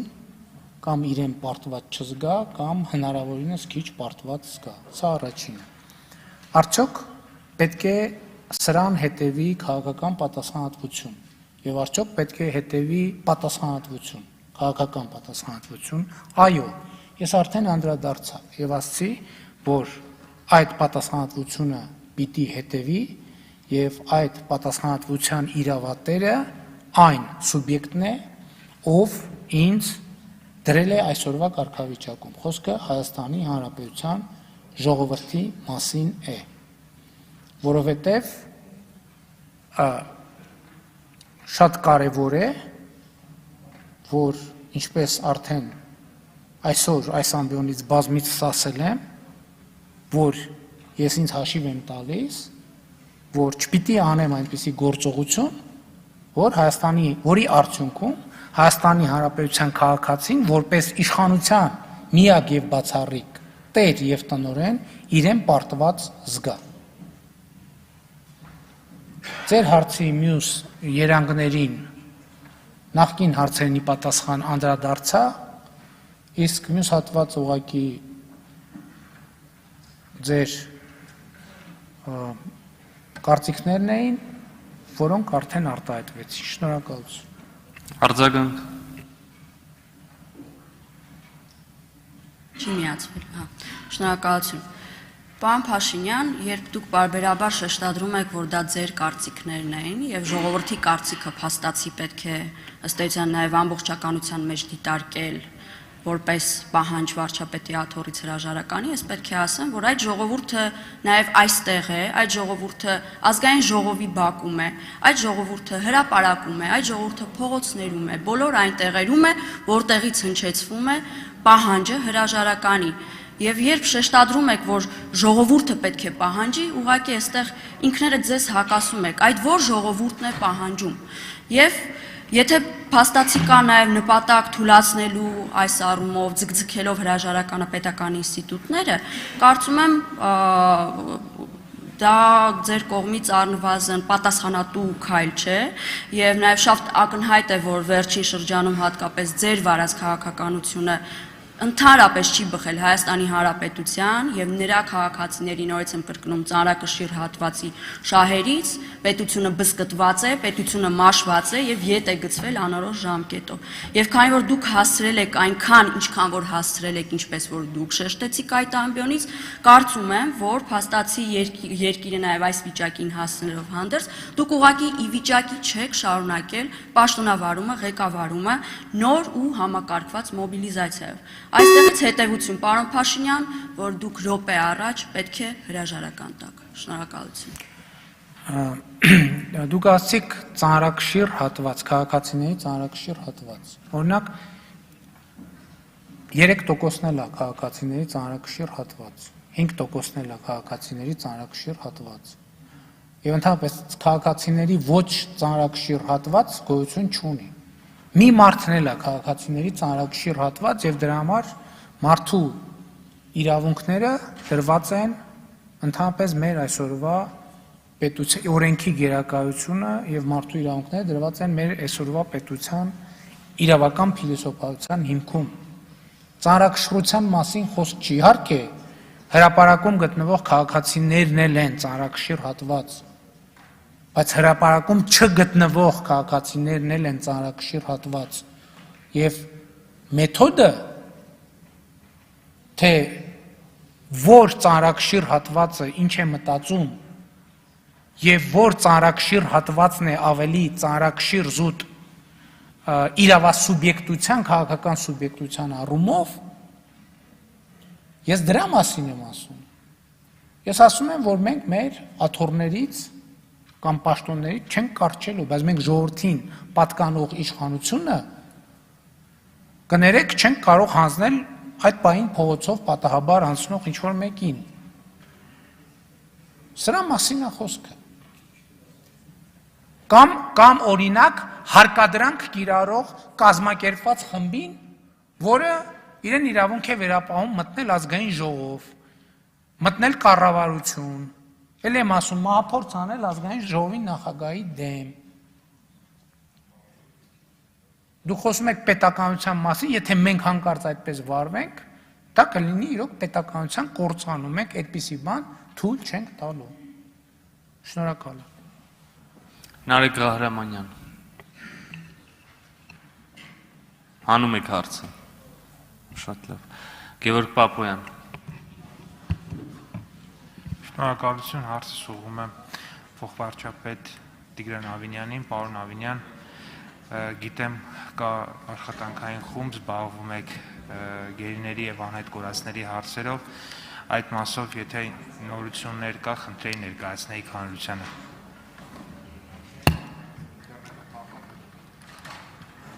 Փոխվարչապետ Տիգրան Ավինյանը կպատասխանի ձեր հարցին։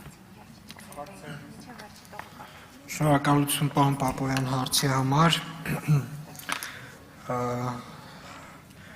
Որոշակի զարգացումներ իհարկե ունենք եւ գերիների հարցերով եւ անհետ կորած անձանց վերաբերյալ ուզում եմ նշել, որ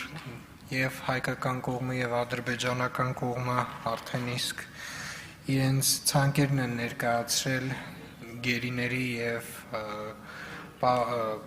ադրբեջանական կողմը քաղաքացիական անձանց ցանկերն են ներկայացրել նաեւ իրենց մոտ պահվող այս փուլում տեղի է ունենում այդ ցանկերի ճշտման գործընթացը եւ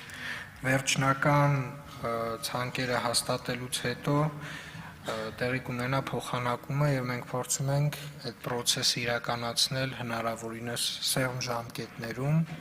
Մենք առաջարկել ենք երկու հիմնական սկզբունք, բոլորը բոլորի դիմաց եւ ադրբեջանական կողմը նույնպես այս սկզբունքի կողմնակից է ըստ իրենց կողմից արված հայտարարության։ Մենք նաեւ առաջարկել ենք հետագայում գերիների փոխանակումից հետո գերիների հայտնաբերման դեպքերում առանց որևէ նախապայմանի եւ միակողմանիորեն գերիների վերադարձի սկզբունքը եւ մենք կարծում ենք, որ այս սկզբունքը նույնպես պետք է հայտարարվի։ Այս փուլում հիմա գերիների ցանկերի ճշտման գործընթացն է տեղի ունենում, հուսով ենք մոտ ժամկետներում այդ աշխատանքները կավարտվեն։ Ինչ վերաբերում է անհետ կորածներին եւ որոնողական աշխատանքներին, որոնք որ իրականացվում են Արցախի տարբեր հատվածներում, խորքում, ուզում եմ ասել, որ որոնողական աշխատանքների, մարմինների դուրսբերման աշխատանքների արդեն մեծ ծավալը արվել է, մասնավորապես նոյեմբերի 10-ից ի վեր ռազմադաշտից դուրս են բերվել 846 մարմին եւ այս պայծրությամբ այդ աշխատանքները նույնպես շարունակվում են։ Հիմնական խնդիրը, որ այս պայծրությամբ ունենք եւ դժվար լուծելի է, բայց լուծումներ ենք փնտրում, դա ԴՆԹ հետազոտությունների արդյունքների համադրումն է եւ ԴՆԹ հետազոտությունների քանակների ավելացումը։ Այս պայծրությամբ անճանաչելի մարմիններից 294 մարմնի նույնականացում ենք ունեցել հարազատների հետ եւ մարմինները հանձնվել են ծնողներին, 154 մարմնի հետազոտություններ արված են եւ համընկնումներ դեռ հարազատների հետ տեղի չեն ունեցել եւ 443 նմուշ էլ դեռ հետազոտման փուլում է